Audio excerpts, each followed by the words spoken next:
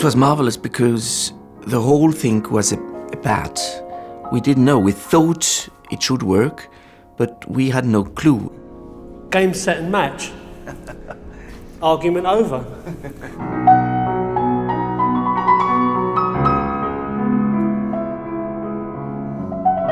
This is something which is curiosity, professional curiosity, and I feel I've been satisfied, more than satisfied. With what I've heard today, I'm speechless. Finally full and not dry. Yes. Well, the only problem is, are you able to play not singing? That's the problem, because it wants to sing. It's like a bird, it's just singing away.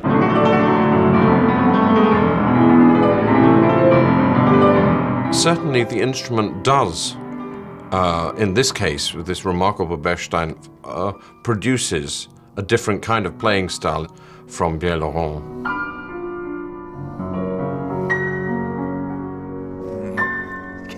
Incredible.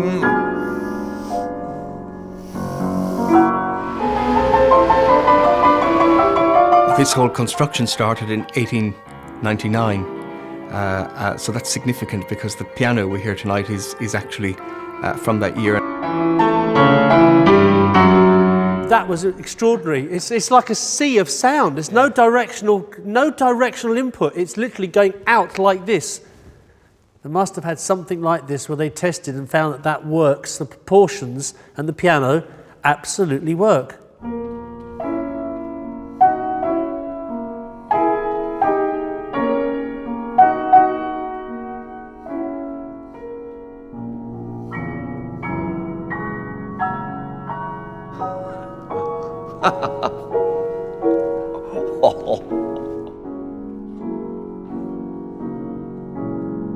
It's completely transparent.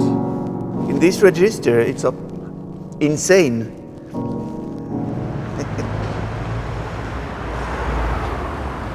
I came across this instrument about 8 years ago from an advertisement from an older lady who was selling a Bechstein grand piano, concert grand. I went and saw it. I was fascinated. I bought it because I just thought this is an incredible piano in the most awful condition. You've got no idea how awful it looked, but in its soul it hadn't died. It had got this incredible sound, and I thought, this is amazing. I kept it in storage. I didn't know what to do with it, and then suddenly I thought to myself, well, Pierre-Laurent is one pianist who can really understands piano, but not does he understand piano, he's actually able to do something quite unique. He can talk in real time and demonstrate in real time what a piano can do. Now, most pianists can say they like a piano, they don't like a piano, they play something and say, well, they don't like it, but what they're not usually able to do, what he is to the degree to describe and in real time demonstrate and show how you could play something in a different way to make that instrument work or why it wouldn't work. That he's very unique with. He's got a phenomenal ear and a very, very quick mind, sharp mind and fingers to tally this together. So I thought, if there's one person who I could bring this piano in, and we could find out, is the Bechstein Hall, is this legacy an accident or real? Say hello to your new friend.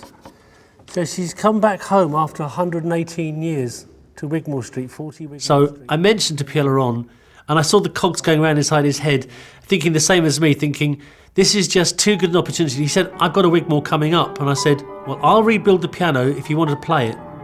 So he agreed. So the 3-month project of rebuilding the piano, which has been concluded today, went on its way.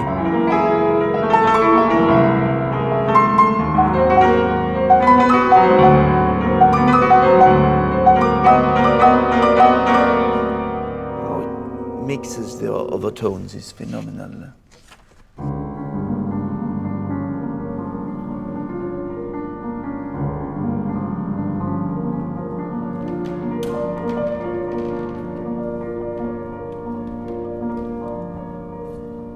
Interesting, because you never get what he wants, un murmure confus. Confus is ununderstandable. Mumbling. Mumbling, yes, exactly.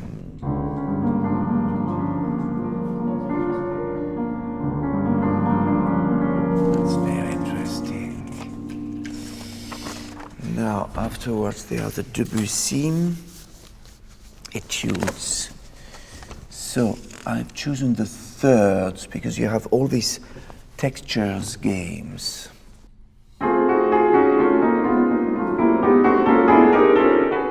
I would love to make then a recital where we would choose the ideal repertory for this situation, to discover how this piano, that suits to be the most authentic instrument in this whole, will work with a whole.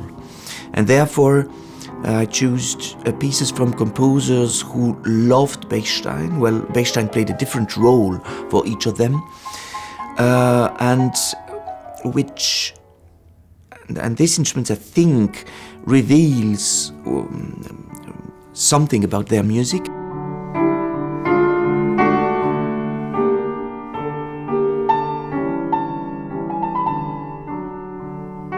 And then I thought, that's not enough. One should also propose music that seems to make sense in this situation, but that could be less expected. And therefore I've chosen the music of Obdukhov, composed before the Russian Revolution, between 15 and 17.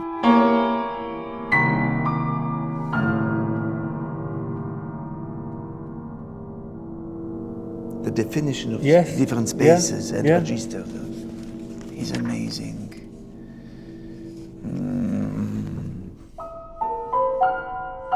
In my opinion, the type of very complex harmonies that he uses, dispatched in all the space of the instrument, suits very well to this instrument, because we have the richness of these exuberant harmonies, but also the way how each of the parts of these harmonies defined a part of the registers of the piano.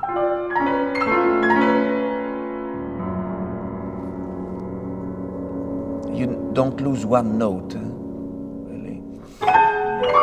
Historically, this piano is from 1899, at a very particular point in the Bechstein Piano Company's history. They were manufacturing more pianos than just about any other manufacturer, 5,000 pianos a year at that point. And they were at the height of their I suppose, their fame. And this is a very rare instrument, and it has a design which is no longer current in today's pianos. So it was a transition instrument between where we are today and where they were developing piano. The piano was still in development at that point. There's things in this piano which you won't see on modern day pianos, and because they decided on this instrument not to follow through a particular design route. So it's rather like a time capsule. It gives us the ability to sort of see and hear what pianos were doing at that time. It means that the left-hand string and the middle string, they cannot be tuned in unison together. It's not actually possible, because you're going to have different harmonics coming in, because the three strings are different lengths trying to tune them to the same pitch. So it gives a illusion of a singing quality to the actual, a colour to the string. Now, I've noticed there's one pianist I look after who's got a Steinway, and this section here is the same, and it's the same period as this. Obviously, Steinway and Bechstein were they were all looking at each other's things, and by the time you got to 1910, 1920, that had all gone, this had gone, including on Bechstein, and they were all doing this the whole way through. And having heard what this is doing and giving this extra dimension of singing, I'm not sure they got it right.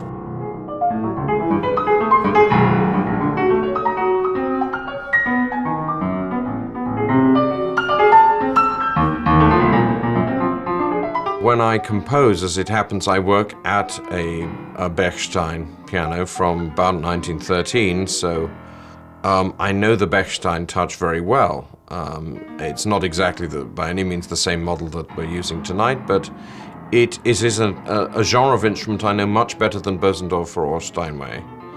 And I therefore have a particular affection for Bechsteins. And so when Pierre-Laurent said he was thinking of playing it in this recital in London on this Bechstein, he said, do you have any, do you like Bechsteins? I said, well, actually, I composed it to Bechstein. Yes, it's very suitable for this music. So yeah, it feels like, I mean, he plays the piano so amazingly well that it would be at home anywhere with such a pianist, but it does feel very at home on this piano.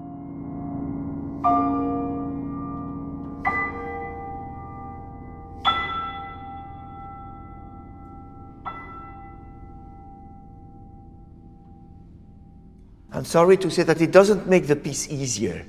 No, no. Sorry. I can see that. Sorry about that. For the main part, if possible, can it be, despite the piano, I think, can it be even faster? Yes. Okay. So, I was which thinking, would be your ideal tempo? Sort of like that. Okay. Non, ça c'est pas raisonnable, mais quand même. I was thinking of the Stockhausen 8th piano piece when I wrote this, so that the sudden pauses were very much imitations a bit of that. So it's a bit more abrupt. I think Pierre-Laurent is not somebody you can stereotype as being in one or other pianistic school, though one can hear in his wonderful varied playing styles traces of different piano schools. So, for example, his teacher, one of his teachers, Yvonne Loriot, Messiaen's wife, was really pretty much in what is called the jeu perlé style, the Perley style of French piano playing, which focuses on a lightness and brilliance of touch. And of course, Pierre-Laurent can do that. But there are other traditions of not only French piano playing, but world piano playing, of course. And amongst them, the much warmer, sensuous kind of touch of other kinds of pianists, for example, Cortot. And in fact, to some extent, the second piece, Touché, is about contrasting this very brittle kind of playing, which is, let's say, the jeu perlé style, with very warm chord progressions, which are much more in a more lyrical tradition. Is there a problem with the D flat for the first of Touché? The first note that you play in the left hand, it was resonating quite long. Parce qu'il n'a pas de pouvoir. Voilà. There is no damper. It's the piano. Well, I can. Well noticed. Yeah, you could. Non, ça va. Non, faut pas s'occuper de ça.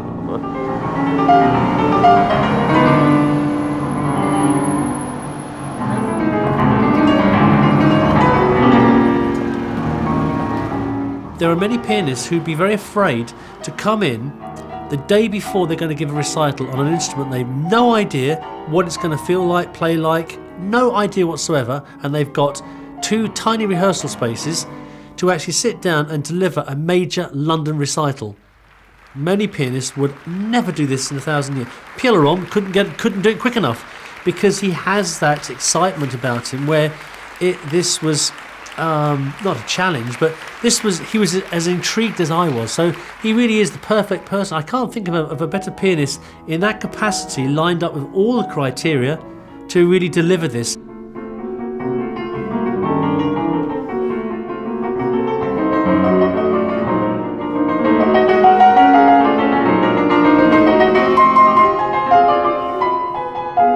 It's got all of Musical London talking about it.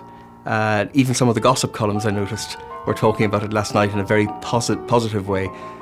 So all that's very good, and it's 3 or 4 years in the planning, and it's hard to believe that it's actually here, and that we nod to the future, we nod to the past, and in these 2 hours of music tonight, we recreate and we revisit the very special atmosphere and reinforce the great traditions of this wonderful hall.